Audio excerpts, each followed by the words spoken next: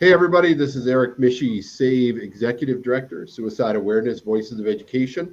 All week this week, we've been having conversations with folks talking about suicide awareness, talking about suicide prevention, what we can all do to help one another make sure that we're all taking care of our mental health, and what the work is that folks are doing really, locally on a state level and across the country to help save lives and prevent suicide. We've had conversations. We just got done having a conversation with a local Minnesota group called Bloomington Cares, which is really focused on the Bloomington workforce, but also the community and making sure folks are having conversations about mental health and making sure that we're doing what we can to help support one another. We had a chat earlier today with a couple of suicide loss survivors, talk about the work they're doing with support groups and how they got involved in creating S.A.V.E. and the work we're doing. And now we're going to talk a little bit today. We've also had some conversations earlier this week with any number of folks who are involved in the issue of how do we work with veterans to help protect their mental health and deal with suicide prevention. So I'm pleased to have with us here today S.A.V.E. coordinator Laura Stumvoll, who is with the VA. We're going to let her kind of talk a little bit about what all that means. But Laura, welcome to our conversation. Thank you. Thank you for having me. So my title is a little bit different than that. My title is Community Engagement and Partnerships Coordinator. At the VA, we love those long titles. And so the acronym for that is CEPC. And I'm actually a registered nurse by trade. I've been at the VA for 17 years this month. Prior to this role, I did home care for the VA, and then I was a nurse manager in their community living center. I took this role in 2018. And if you're not aware, in the VA system, we're kind of broken into regions. And at the VA, it's called Veterans Integrated Service Network. We are part of what we call VISN 23. We're made up of 5 or 6 different VAs in the upper Midwest. So Nebraska, North Dakota, South Dakota, in that area. So we were actually the pilot project for this role. And what I mean by that is the VA has made ending veteran suicide their #1 health initiative. And they looked at their data and said, what we're doing is not working. We have to get outside our VA walls.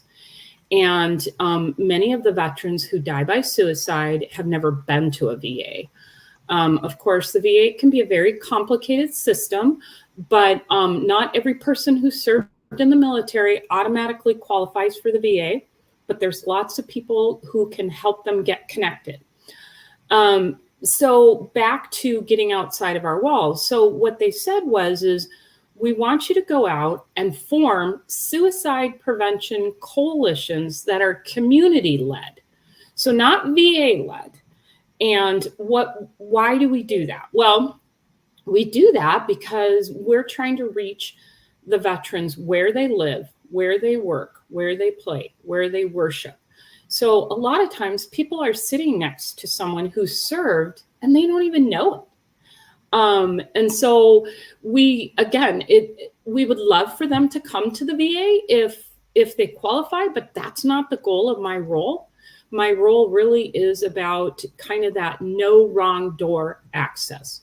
Just get help from someone.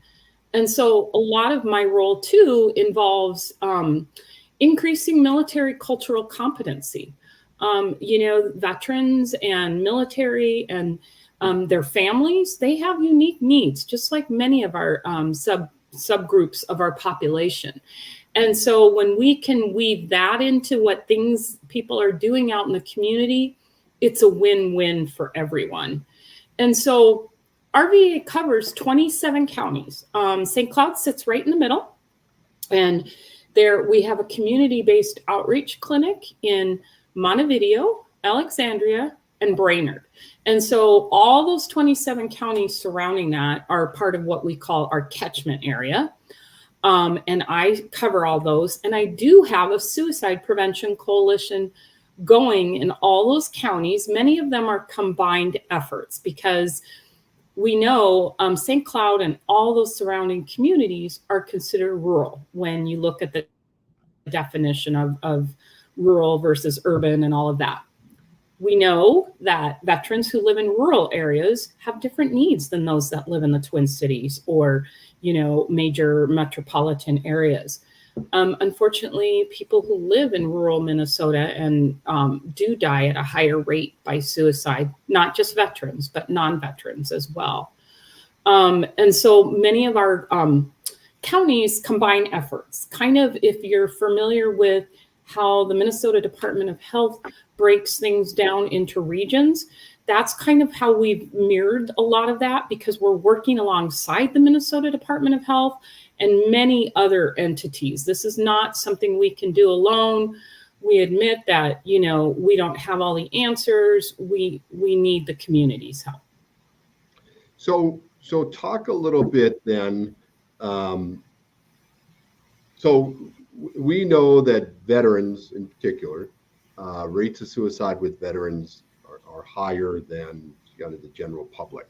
Mm-hmm. So maybe share about what are some of the reasons for that? Mm-hmm. In work that you're doing, mm-hmm. You're not somebody who's a veteran, you're not somebody who knows a veteran perhaps. It'd be helpful to kind of share with people, maybe what does some of that data look like, and why is it that we see such a high rate of suicide in these populations? Yeah, so some of that has to do with, if you're familiar with adverse childhood experiences, it's like I've never seen the questionnaire myself, but it's like a 10 questions they ask people of things they experienced in their childhood. Maybe they're from a single parent household. Maybe they have a parent who has experienced drug abuse. Maybe they have an incarcerated caregiver, or they themselves experienced, like maybe they were in a car accident when they were a child. What we know is our veterans tend to have higher ACE scores. So doesn't mean they can't, can't do the job, doesn't make them disqualified at all. It's just that we know that that can add to the stress of what life brings. The other thing is you have to remember that people join the military because it's an others-based job. And it really is a job. Even though Minnesota doesn't have its own military base, those who are in the Guards and the reserves, they give up their weekends, and since 9/11 have been deployed many, many times. Prior to 9/11, people who joined the Guards and the reserves weren't deployed as much. So the other research has shown recently that related to the civil unrest in Minneapolis and also Washington, and how Guards and reservists were deployed there. So that was a totally different setting. They were, doing the job they were trained to do, but it was with fellow Americans. So that's stressful for them. The other thing they talk about is when they come back from deployment, and especially, again, our Guards and reservists, nobody knows. And what I mean, nobody, obviously there's people in their world that know that they've been deployed. But again, if you're sitting next to that person and maybe you're newly hired, you don't know they just spent how many months, over being deployed. And so, again, they're others-based. They don't want to ask for help. I can do this, right? I can do this by myself. I can figure it out by myself. And so, again, we have to encourage them and break that stigma that it really is the sign of a strong warrior to ask for help. And many times veterans want to talk to veterans, because you're right. I'm not a veteran. I can do all the research. I can talk to my veteran friends, but a lot of times they want to talk to people who've had the same or similar experience. Certainly we think about PTSD, but that doesn't mean every veteran has PTSD either. Right. What it means is that you can have two veterans experience the exact same experience, and one goes on to develop PTSD and the other does not. And there's lots of reasons for that. Again, it doesn't mean they're weak. It doesn't mean their brain isn't working. It's just the way they're wired. And so coming to terms with that also, and knowing, again, there is help out there. It's not, you're not alone. lots of research, evidence-based ways to help people. And people should know too, obviously, others experience PTSD also.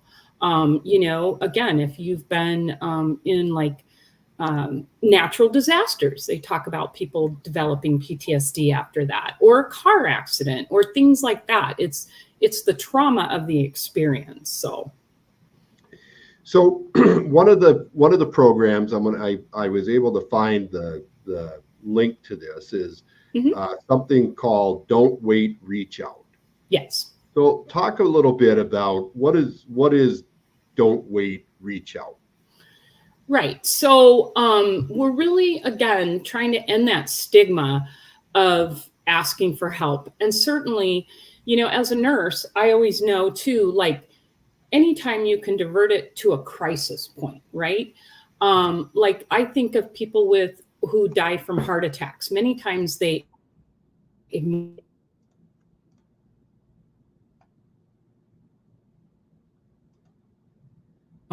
getting them to reach out sooner rather than later. And sometimes it's not just the veteran themselves, but again, people who care about the veteran. And there are so many resources out there. And again, not just VA resources. If veterans don't want to come to the VA, that's okay. Go somewhere, get the help you need and you deserve. That really is at the end of the day. And so a lot of the VA and the Ad Council work together to come up with a digital toolkit to help promote that. And they're real life veterans in the videos. And they had the veteran community be their research people, show it to them and say, hey, does this speak to veterans? And they said yes. And so you may see those commercials from time to time, especially during September's Suicide Prevention Awareness Month. So this, again, as you think about this demographic and this population, and you think about the risk factors, what are some of the biggest obstacles that you face trying to get resources into the hands of veterans? Yeah. When I think about veterans, I think especially our older veterans and our Vietnam veterans, we know the history and how they weren't treated very well when they came home, and maybe they filed a claim to get VA benefits in the early days. That has changed so much. And so they have a mistrust of the government, and we understand that. But a lot of laws and different acts have passed that include them now, and they would be eligible for things that, they maybe weren't eligible for when they first came back. And then there's this myth out there that if I go and apply for benefits, I'm going to take away from people who really need it. Well, no, that's not how our system works. Actually, the more veterans that enroll in care, the more resources we get to take care of them. Mm-hmm. And again, it's amazing what's available, and rightfully so, to those who have served, and especially if they become what we call service connected. And so I would encourage anyone who knows a veteran who's not connected with the VA, and again, to contact your county veteran service officer. There's one in every county in Minnesota. They are not VA employees. They are employed by the county. They will help you get the benefits you deserve. And if it's not for you, do it for your family, because there's benefits for your family as well that you may be missing out on. And I would say too, those who are struggling financially, or, just with the whole, the chronic illnesses that Agent Orange, caused and stuff. Again, you don't have to be alone in that fight. We are here to help you. And again, I'm not just saying the VA. There are so many people out there doing this work, trying to help veterans. So let's talk a little bit about S.A.V.E, the program itself, and what does it stand for? What does it mean? Yeah. So that's a big part of my role also, is going out and doing S.A.V.E training. And it stands for Know the Signs of Someone Who Might Be Thinking About Suicide. How do you ask the question? Because it can be really hard and it can be anxiety provoking. And then validate that person's feelings and expedite getting care.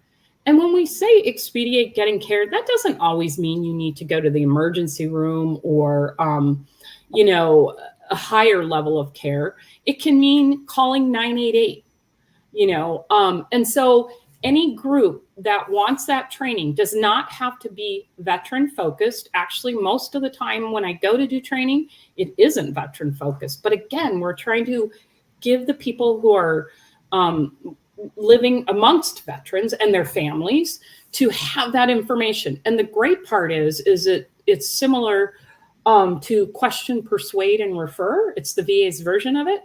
And we're sending similar messages. This just, but it applies to non-veterans as well. And so that's kind of, it's usually about a 50-minute to an hour presentation, and it's free of charge. And not only myself, but my counterparts who cover the state of Minnesota are able to go out and do the training as well. And so how does one get access? How do they sign up for it? That kind of thing. So I put my email in the chat. Yep. If you email me and you are interested in that training, we can do virtual, hybrid, or in person. And so what I would do is if it's outside of my area that I generally cover, I can send it to the CEPC from that area and they will schedule it with you. And we can do like evening and weekend trainings as well. Okay. And so generally speaking, do you do these trainings with a group of people, or is it one-on-one, or how does that usually work? Yeah, usually it's a group. Yesterday I was actually at St. Joseph, Minnesota, and I provided the training to their Chamber of Commerce meeting. There was about 15 people there. And I will tell you, and I know my fellow CEPCs feel the same way. If people schedule a training and you only have one person show up, that's one more person who has the information that didn't before. Is that ideal? Of course not, but we don't cancel it because there's just one person. I've done that a few times where it's just one person and we do the training, have the conversation. So the training itself, again, you say it takes how long? About 45 minutes, 50 minutes? Yeah, 45, 50 minutes. And then, of course, leave time for debriefing and kind of asking questions. And then sometimes if the audience is shy, I'll ask them questions to see if they actually remembered about the training. And so kind of describe for people a little bit, you come into this room, for people who are, as you said, shy, what should they be? Do they need to be prepared with anything? Do they need to read up on anything? Or is this something where they can come in and not know a lot about this and walk out of here and know a lot more about it? Yeah, it's the latter. This is definitely what we call our gatekeeper training. And so it's really the base level of suicide prevention training. All new employees to the VA since 2007 receive the same training. So our housekeeping staff, our kitchen staff, doctors, plumbers, because we never know when a veteran may say something to someone who's helping them. And so, you don't need to have any other like mental health background. Actually, part of what we say is suicide prevention is everybody's business. And so the more people you can train, again, the better. It's kind of like the whole concept of 988. If you're not familiar with it, it used to be the National Suicide Prevention Line, 1-800-273-8255. Who can remember that when you're in a crisis? So we say 911 for medical emergencies, 988 for mental health. And not just obviously emergencies, yes, but even like if you're just having a really bad time of it and you need to talk to someone, again, we want people to call sooner rather than later. And think of 911 as they will come to your house and help, where 988 is a phone call. They will dispatch first responders if need be. If someone's eminently suicidal, but that is a very rare occurrence. They really want to talk to you either by the phone, through a text or a chat, and help you with that. So, and one of the important parts is if you're a veteran in crises, you just need Mhm. someone to talk to, and you call or text 988 or use the chat. You Yep. choose option 1 at the very beginning, Correct. and Yes. it'll direct you immediately towards a somebody who has been specifically trained to work Yes. with veterans. And Yes. so it's important to remember that. And one of the things too, and we had this conversation in the last call, oftentimes people assume that 988 is only for people who are themselves in crises or needing someone to talk to.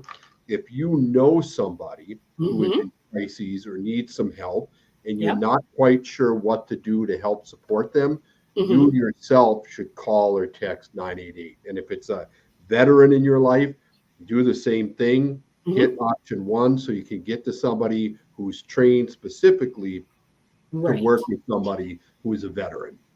Yeah, I can speak a little bit more on that. So when they press 1, they are getting VA employees. They don't come from the St. Cloud VA. They actually come out of New York, Atlanta, and Kansas City. But you're right, they are specifically trained for the needs of veterans. Many of them are veterans themselves. And so if a veteran calls and they want to speak to a veteran who's been in combat, they can find that person for them. And again, there's that connectability, right? I'm really struggling with what I experienced when I was deployed. I want to talk to someone who knows what I've been through.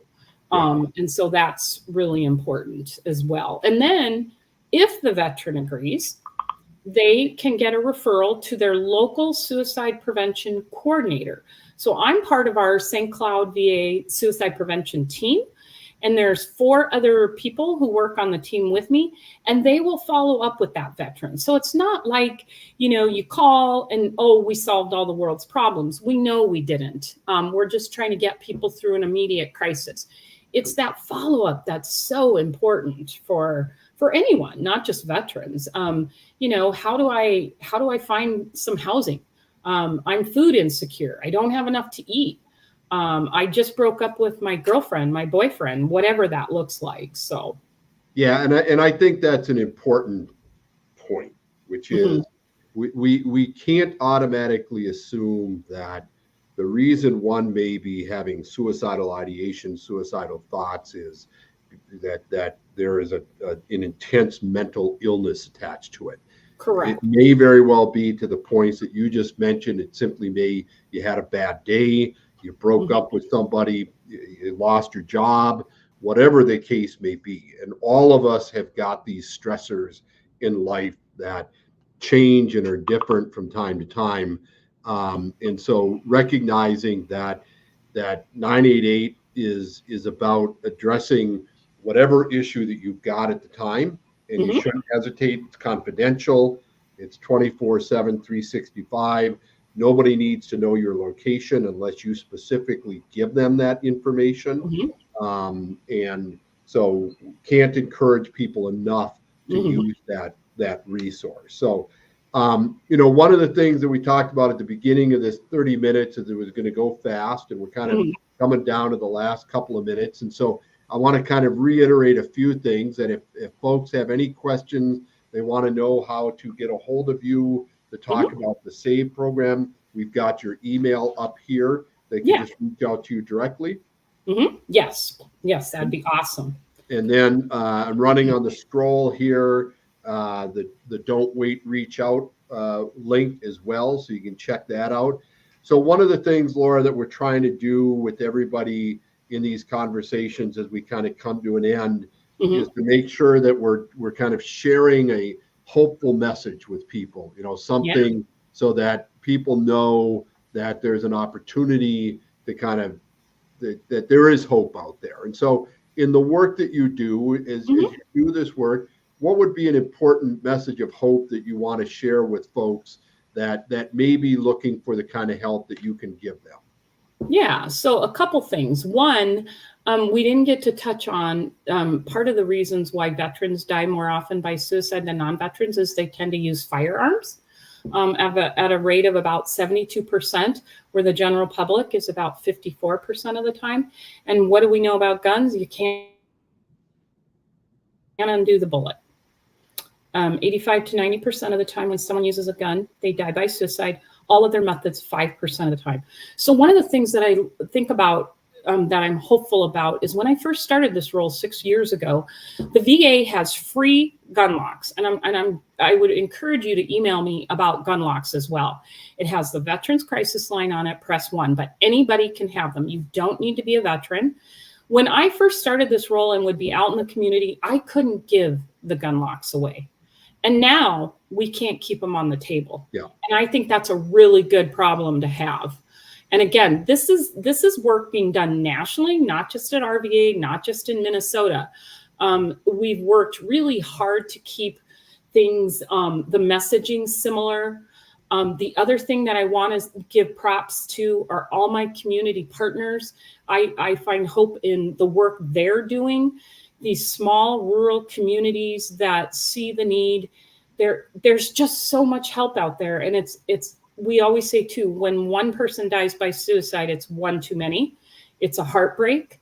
And knowing what's really out there, and it doesn't mean one size or one solution fits all. But what I'm telling you is there are people out there that want to help people in this situation. And again, not just the immediate crisis, but what do we do now? Okay, 90% of people who attempt suicide never go on to be suicidal again. Yeah. That's huge. Yeah. That means they're getting the help that they need finally. They've been struggling. They say people who do have mental health disorders diagnosed, it usually takes 10 to 12 years of dealing with it on their own before they get diagnosed. We wouldn't do that if we had cancer or diabetes, right? We go to the doctor, they tell us this is what we have, and then we start getting treatment for it. And so again, the hopefulness too, I believe that the pandemic has actually, a silver lining has been raising mental health awareness to the top that never like it has been before, from, from the community all the way up to, very famous people coming out and saying, hey, I've asked for help before and it's okay. Yeah. And that's huge also. Yeah. All very important points, Laura. Thank you for joining us today. Thank you for the important work that you do to work with our nation's veterans and all that you do to try to lift them up. It's obviously critically important work. We're pleased and privileged to be able to work alongside you and the VA, on things like lethal means safety, providing gun locks and things like that. So thank you for your time today. And I know that we will be back in touch. Okay. Thank you for having me. Take care. Bye.